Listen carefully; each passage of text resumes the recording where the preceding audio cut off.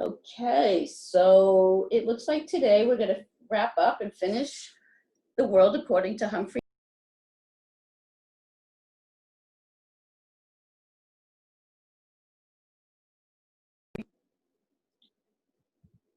All right, looks like we're going to finish up today with The World According to Humphrey, the frisky little hamster that lives in room 26 at Jefferson School. He is able to get out of his cage and have a bunch of adventures, and he's been having, and just not just adventures for the sake of it, he likes to help people. So we're going to finish up today, and we'll take a break, and then we'll get back to some read-alouds, hopefully in July. And I'm thinking of maybe doing short stories because then nobody has to keep track of the chapters. And I'm thinking of doing maybe some short stories, mysteries and scary stories and true stories. And you'll need to look at the website. You also need to look at the website to pay attention to dates coming up about summer reading. There will be summer reading. It'll be different, but there will be summer reading. And we hope to start being able to deliver books directly to you in the next few weeks. We're waiting for Governor Murphy to give us the go-ahead.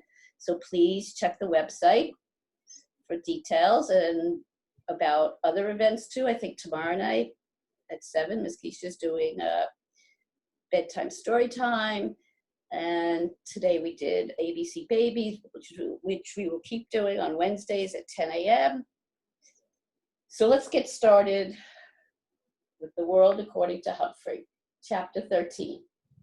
Thanks, but no thanks. Now remember,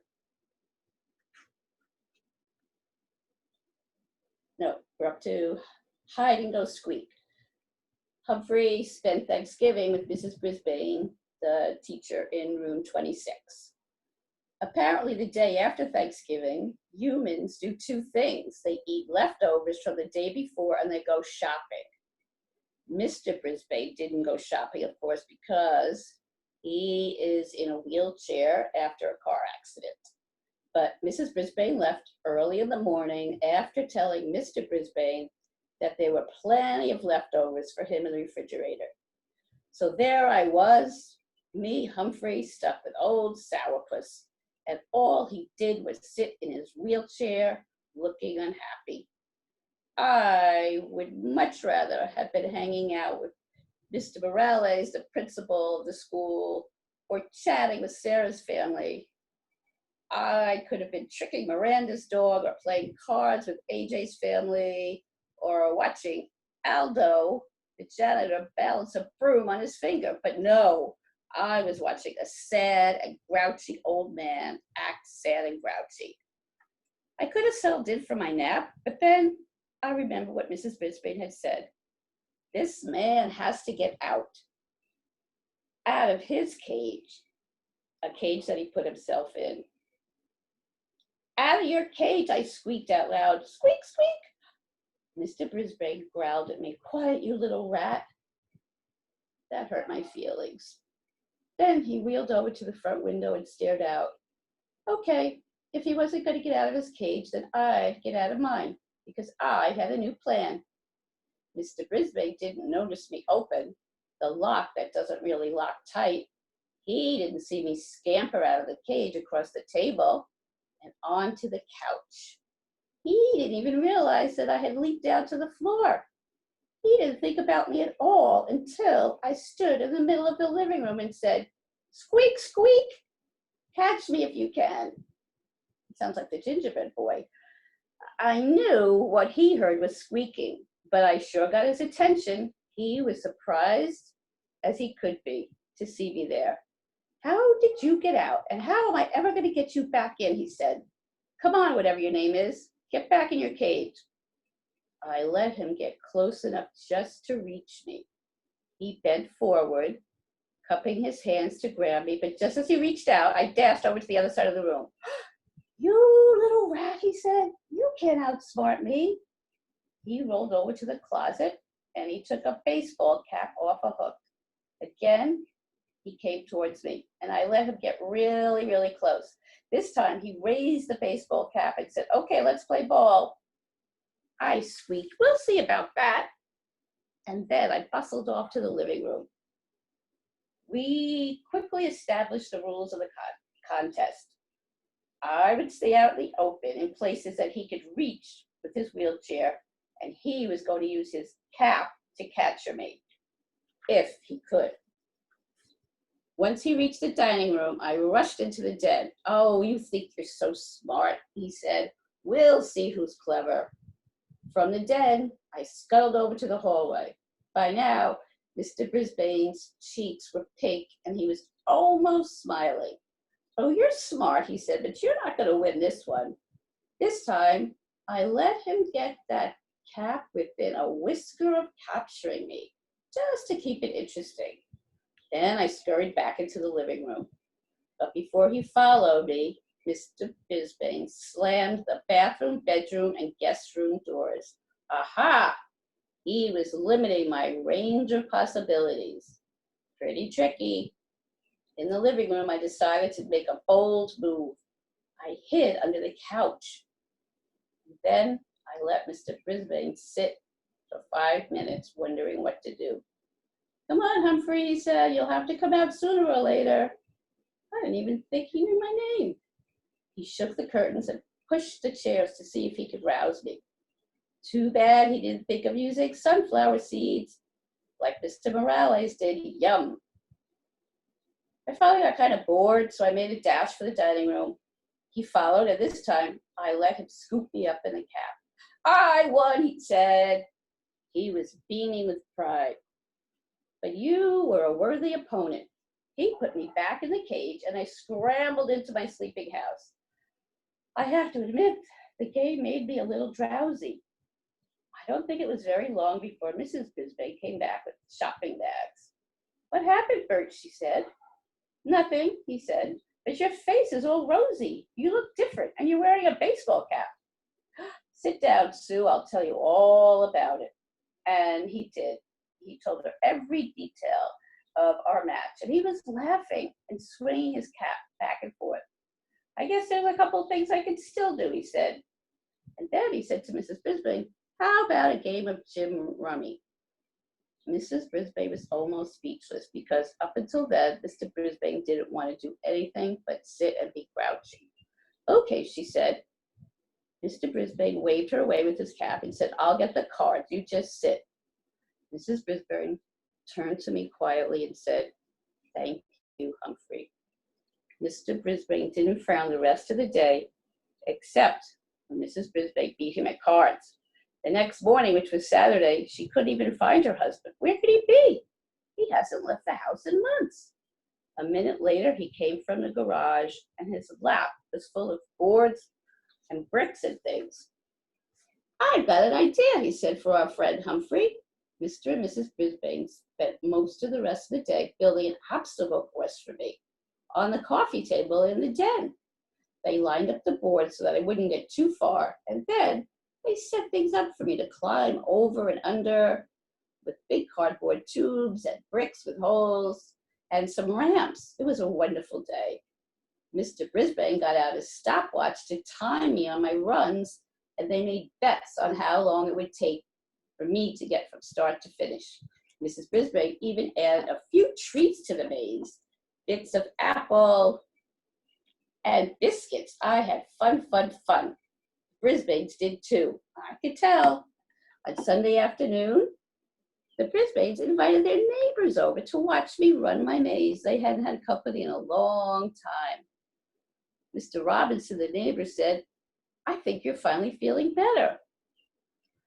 Then Mr. Brisbane looked a little sad on Monday, though, and said, "Why can't we keep him here, Sue? Humphrey." "The children would never forgive me," she said. "He's really their hamster. But there's a 2-week vacation coming up soon. Humphrey could spend it here."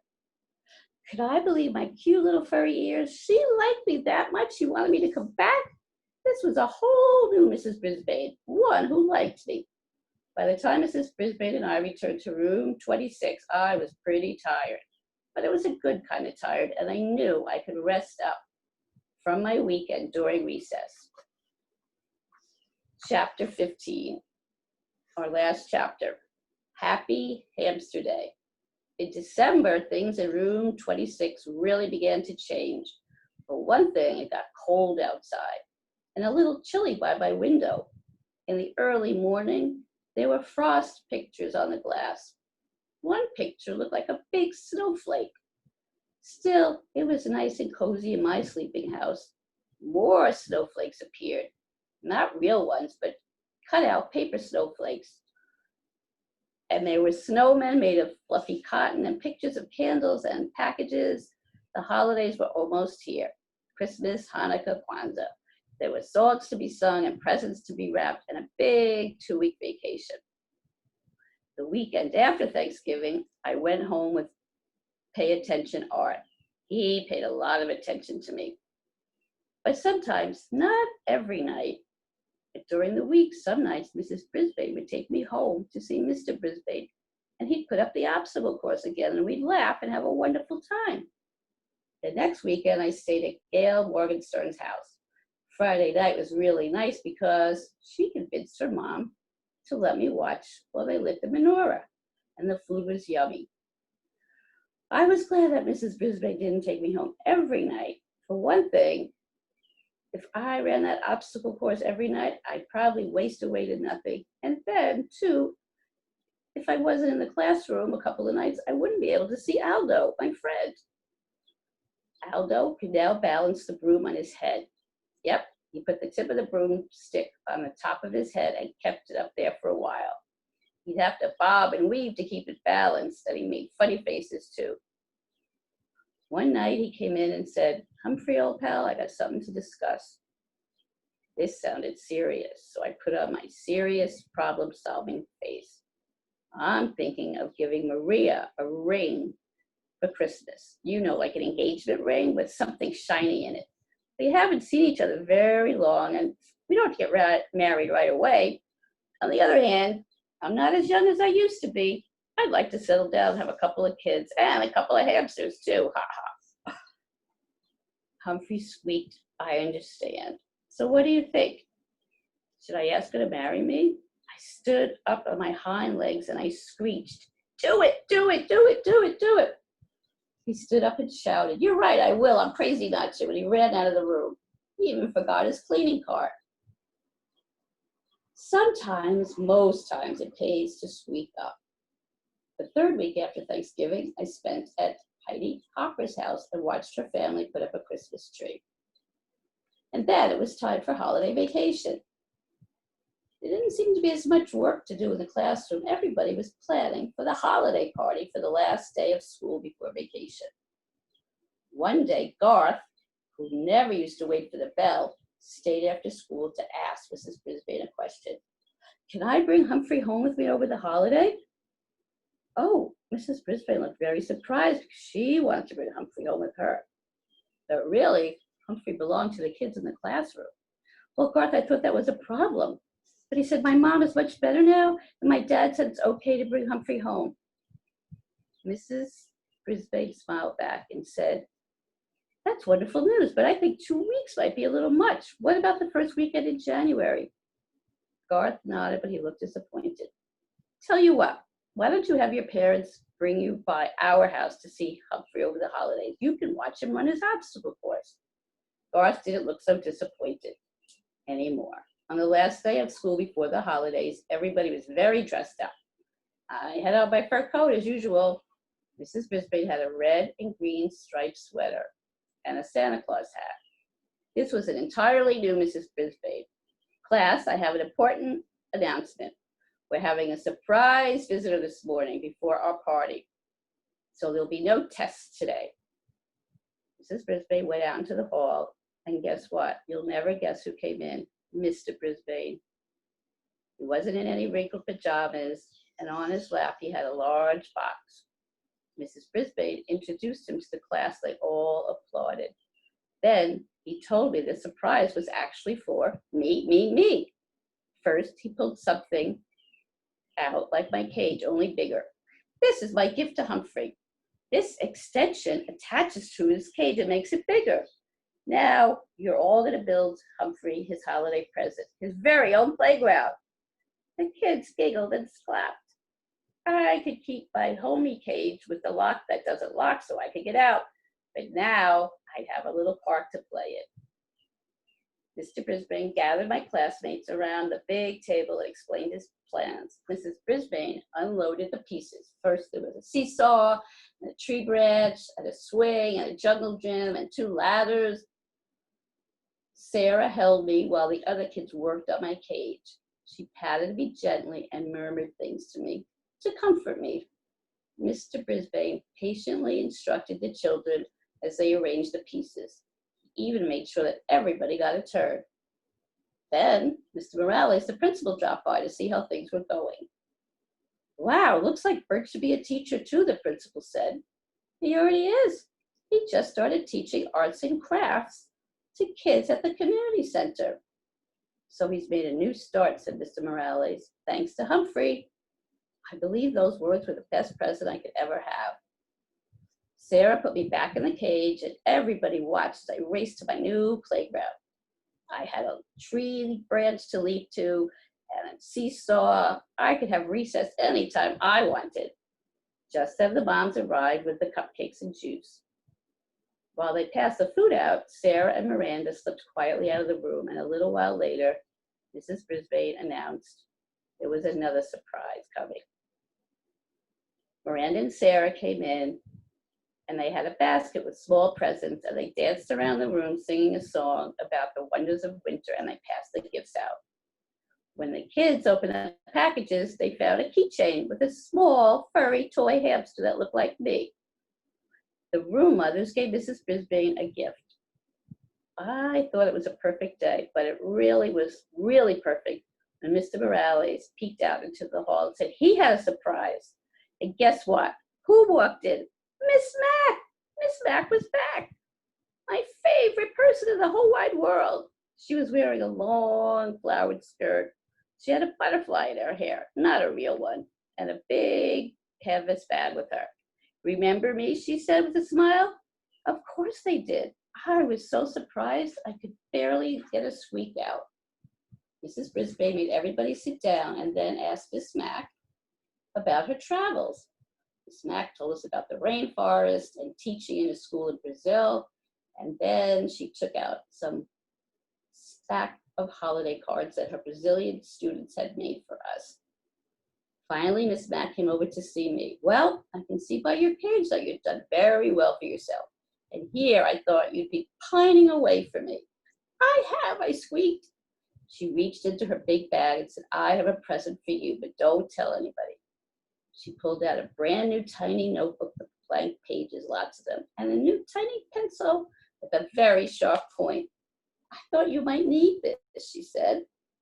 And she stared at me and softly said, I've seen a lot of creatures in a lot of places in the last few months, but you are still the most handsome and smartest of all. Yes, yes, yes. And don't worry, Humphrey, I'll be back to see you again.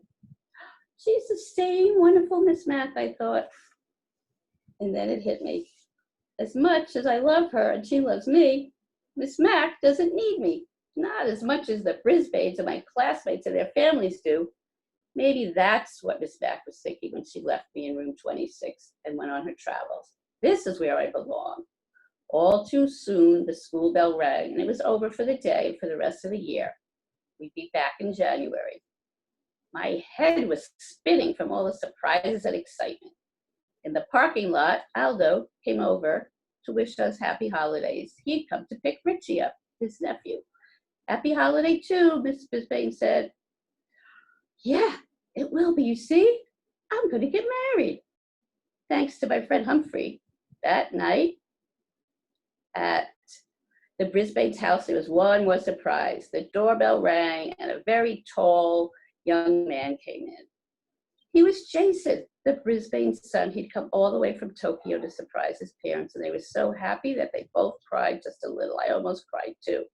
And the house was then filled with friends and neighbors, and Mrs. Brisbane played the piano while everyone sang and drank hot cider. I nibbled on a raw apple and squeaked along. Later that night, when the house was quiet, I thought about all I'd done in the months since I left that horrible place, Petorama. I didn't know anything about the world then, but I sure learned a lot. I can read and write, and I know all the state capitals. Just ask me one. I learned you should never turn your back on a dog, and it's a good idea to turn the TV off once in a while. I found out that kids have problems, and so do teachers and principals. Sometimes all people need a little bit of encouragement. Most of all, I learned that one small hamster really can make a big difference. I decided to write down some of the things I've learned from my adventures. But there was just one more line I had to put in my first notebook. I thought, and I scribbled down exactly what I was feeling deep down in my hamster heart. Joy, joy, joy to the whole wide world. And that includes you, Humphrey. So that's the end of The World According to Humphrey. It's a series. This is the first book of the series. And the author has added an extra page. It's called Humphrey's Guide to the Care and Feeding of Humans. Number 1, like hamsters, humans come in many, many sizes, shapes, colors, talents, and tempers. If you judge them by their looks alone, you'll miss out on knowing some wonderful people. Number 2, humans like to be entertained, and it doesn't take much to entertain them. Just squeak or swing or spin. Number 3, humans are pretty interesting themselves. They can sing and dance and tell jokes. 4, all humans really, really, really need someone to listen to their problems. Probably somebody small and furry like me. Even number 5, even really important humans like principals have problems and need help. Number 6, rubber bands hurt. Do not shoot rubber bands at one another, unless it's absolutely the only weapon you have against a creature who's much, much bigger than you. 7, humans are not very good at figuring out technical things like how to fix a broken lock. Number 8, they have unlimited access to all kinds of yummy foods, so be nice to them. Number 9, if you're nice to humans, they will be nice to you. And number 10, humans have good memories. Even if they go far away to teach in another country, they will not forget you. And believe me, you won't forget them either. Most importantly, remember you can learn a lot about yourself by getting to know another species, even humans. Okay, so that's the end of The World According to Humphrey, which is available at the library for checkout. And please, as I said, check the website often to see what's coming up in the next couple of weeks. There'll be lots of things to look forward to and lots of things happening. Okay, see you soon.